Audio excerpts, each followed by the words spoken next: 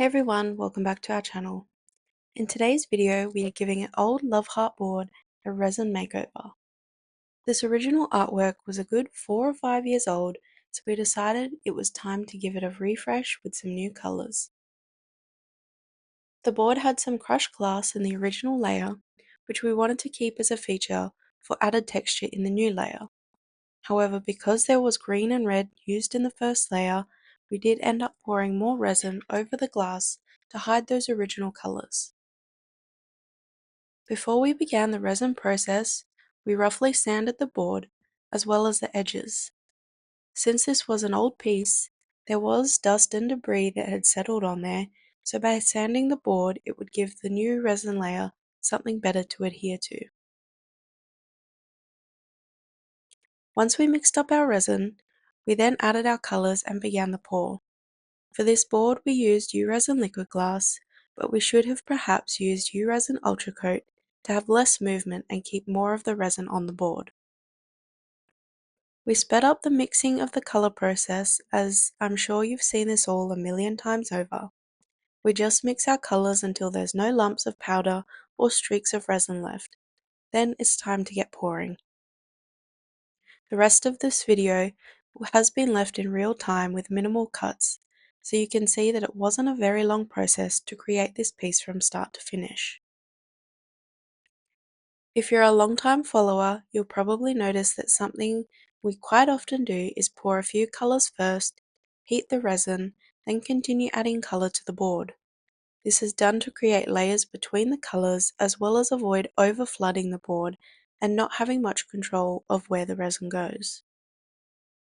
I personally am not a fan of the heat gun, so you will very rarely see me use it. That's why you'll see the butane torch used quite often throughout this video. I personally find it gives more control of the resin, as well as pop surface bubbles better. We also tilt the board to assist with stretching the resin while heating, which will help create cells in your resin piece. We keep repeating the color pouring, heating, and tilting process until we are happy with the finish, then allow the resin to cure for 24 hours. That's all from us for now, so we are going to let you enjoy the rest of this video and show you the final cured piece at the end.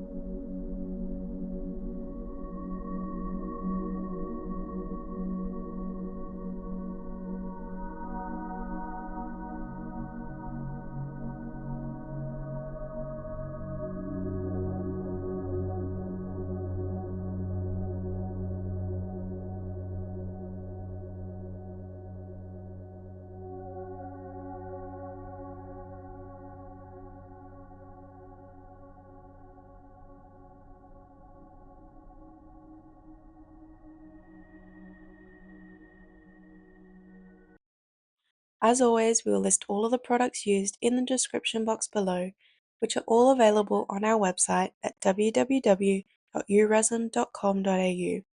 We have Zip and Afterpay available with affordable shipping Australia-wide.